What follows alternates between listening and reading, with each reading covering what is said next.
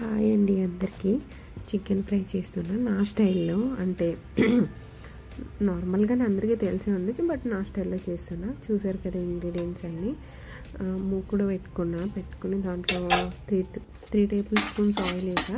Oil heat అయిన తర్వాత పచ్చిమిర్చి కూడా వేసేసాను. పచ్చిమిర్చి వేసిన తర్వాత అవి పచ్చిమిర్చి వేసాక చిన్నగా కట్ చేసుకున్న ఆనియన్స్ చిన్నగా కట్ చేసుకోవాలి, పెద్దగా కాదు. కర్రీకి కాదు కదా, ఫ్రై కోసం కాబట్టి చిన్నగా ఆనియన్స్ కట్ చేసుకుని అవి కూడా వేసుకున్న తర్వాత అవి తిప్పాలన్నమాట.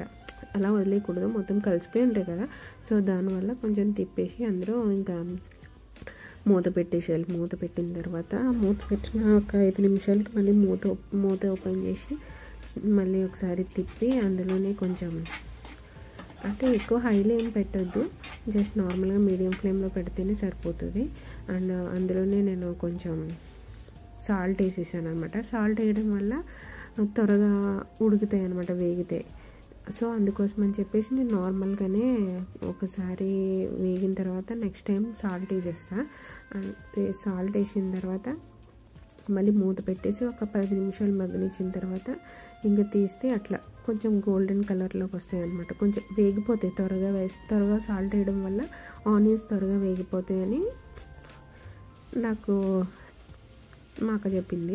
సో అందుకోసం అని చెప్పేసి నేను వేసాను. ఆ తర్వాత టమాటాలు కూడా వేసేసాను. టమాటాలు వేసిన తర్వాత టమాటాలు కూడా ఒకసారి మనం తిప్పుకున్న తర్వాత ఇంకా మూత పెట్టేసాను. మూత పెట్టిన తర్వాత మూత పెట్టి 5 నిమిషాలు ఉంచితే టమాటాలు ఆల్మోస్ట్ ఉడికిపోతాయి అనమాట. టమాటాలు త్వరగానే మగ్గిపోతాయి కదా. సో టమాటాలు మగ్గిపోయిన తర్వాత ఇంకా దాంట్లోనే కొంచెం అల్లం వెల్లుల్లి పేస్ట్ వేసేసి కొంచెం 5 నిమిషాలు అట్లా వేగనిచ్చాను. అల్లం వెల్లుల్లి పేస్ట్ కూడా వేగిన తర్వాత ఇంకా నేను చికెన్ వేసేసిన తర్వాత చికెన్ బాగా కలుపుకొని మళ్ళీ మూత పెట్టేసుకోవాలి. చికెన్ ఒక 10 నిమిషాల తర్వాత మూత తీసి చూడాలన్నమాట.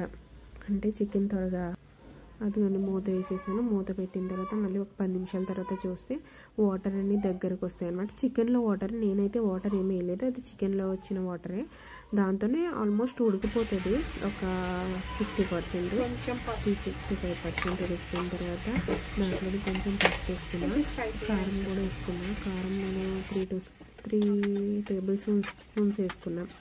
ఎందుకంటే మేము కారం ఎక్కువే తింటాం, సో అందుకోసమని కారం ఎక్కువే వేసుకున్నాం. మీకు తగినంత మీరు వేసుకోండి. నేనైతే కారం ఎక్కువ తిన్నాం మా ఇంట్లో, సో అందుకోసం అని చెప్పేసి నేను సరిపోక మళ్ళీ హాఫ్ టేబుల్ స్పూన్ మళ్ళీ వేసాను కారం. సో అలా వేసిన తర్వాత నేను దాంట్లోని కరివేపాకు, కొత్తిమీర అప్పుడే వేసేస్తాను లాస్ట్. నాకు ఎందుకు లాస్ట్ వేయడం వల్ల ఏదో గార్నిషింగ్ కోసం అనిపిస్తుందేమో, కానీ మ్యాక్స్ నార్మల్గా నేను ఎప్పుడు వేస్తేనే నాకు కొంచెం టేస్ట్ అనిపిస్తుంది. అప్పుడు వేయడం వల్ల నాకు ఏమనిపిస్తుంది, అది నేను తయారు చేసుకున్న మసాలా వేసుకున్నాను అనమాట. దాంట్లో నార్మల్గా మసాలా వేసుకున్న తర్వాత కొంచెం వాటర్ వేసుకోవాలి. ఆల్రెడీ వాటర్ ఉంటాయి అందులో.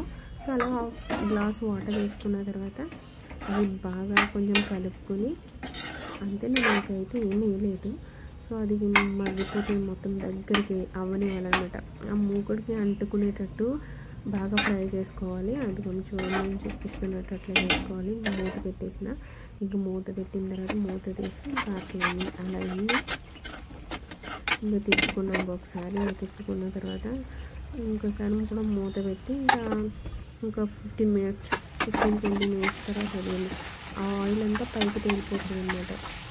అలా పైకి తేలిపోయిన తర్వాత ఇంకా ఆల్మోస్ట్ అయిపోయినట్టు. పైకి ఆయిల్ అంతా అలా పైకి వచ్చిందంటే కర్రీ ఇంకా ఫ్రై రెడీ అయిపోయినట్టు. అదిగోండి అలా అయింది. మీరు కూడా ఒకసారి ట్రై చేయండి. ఫ్రై అయితే చాలా బాగుంది, నాకు పిచ్చిగా నచ్చింది. ఒకసారి ట్రై చేయండి.